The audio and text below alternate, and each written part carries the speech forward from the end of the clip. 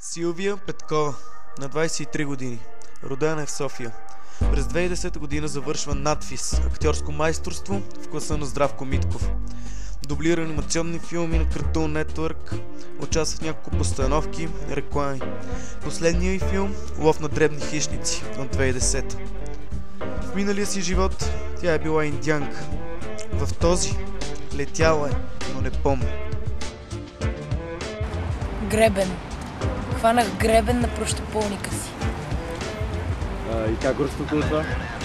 Че никога няма да се среща в живота си. Сладолет, Колизеум. Две думи става. Кога за последен път се почувства като дете? Не знам. Сега.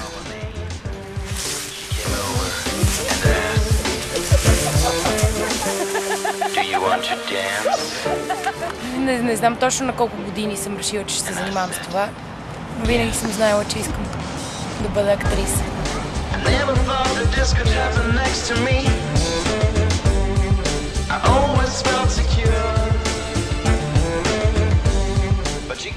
Определено по време на репетиции в театъра е много по-яко.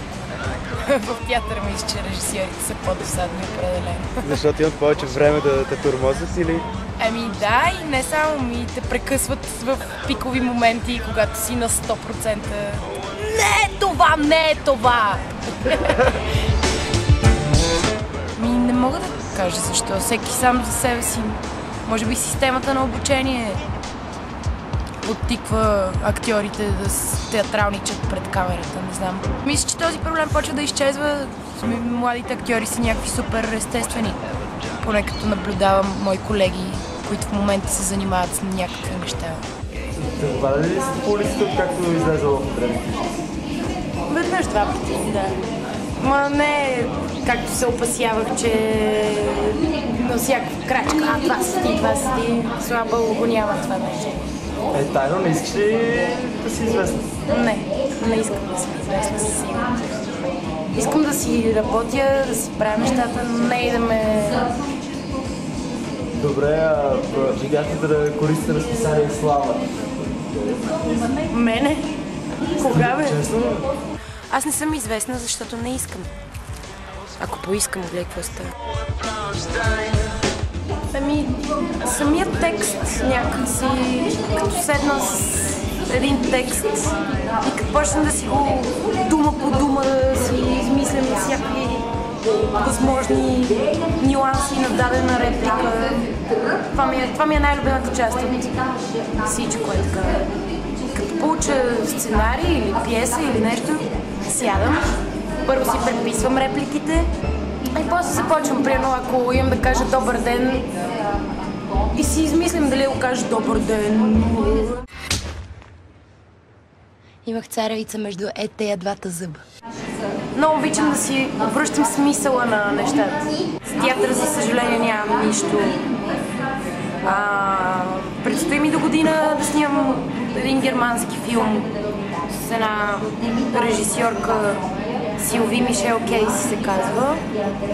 Там ролята ми е някаква малка, ама пък почва ударно филма с мене, правя някакви залуми, изчезвам, както винаги, и филма продължава нататък.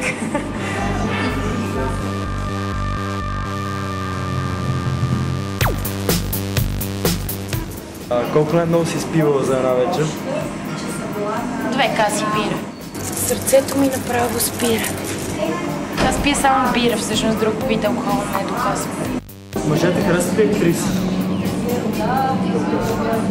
Ами, привлечени са от тях, но мисля, че по-скоро отношението им е...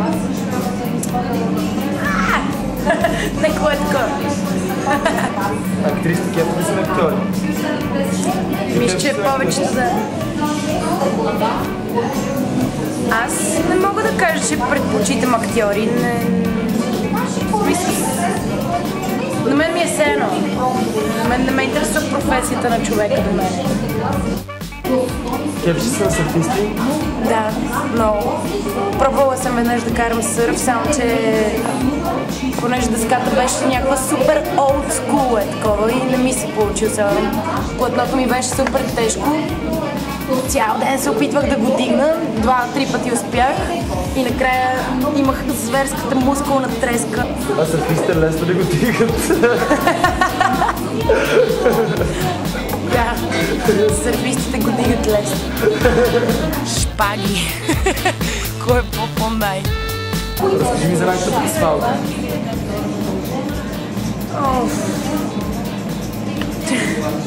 Те си И не мога, те са безумни. Някакви тежкари, беби, ще пиеш ли едно, някакъв смисъл. Не мога да преценя. Смисъл тук в бара, нали сеш колко ги слушам, кой какво ми обяснява. Най-тъпа свалка. Можем даже да се запознаем. Аз съм Михаил, приятел. Търсиш приятели. Изчезни! Аз съм така, не, кой е това за? А най-романтичното нещо, което някой прави за теб?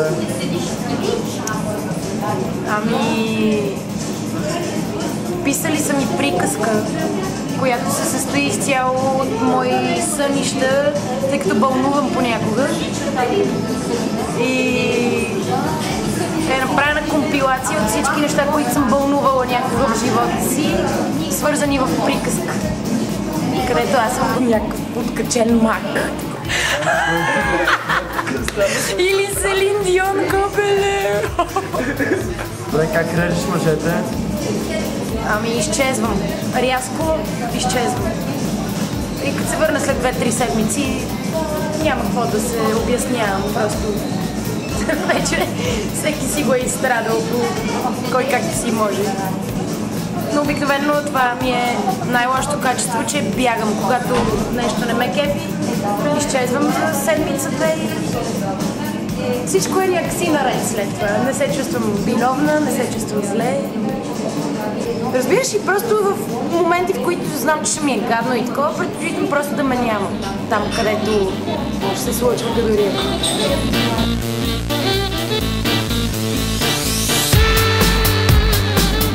Август Попов или август и септември?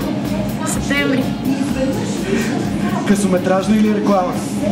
Реклама. Тарантино или Бергман? Бергман. Бойко Кръстанов или Селин Дион? Следващия въпрос. Хиподил или нова генерация? Хиподил. Мъже с дълга коса или жени без? Жени без. Кажи нещо на английски. Hello! Случайно да виждаш Лондон? На време или на място? На място. Куче или бръмбър? Бръмбър. Богат и беден или красив и грозен? Красив и грозен. Айде спираме цигарите. Не. Отговаря с по една дума, окей? Окей. Семейство. Мъж. Храна. Кучешка. Добруджа. Дом. Грим. Никога. Бар. Обичам. Пласиво.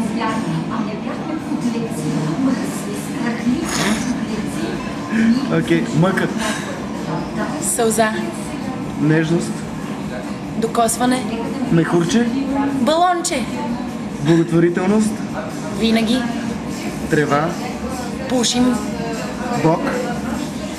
Има. Вибратор. Заместител. Олио.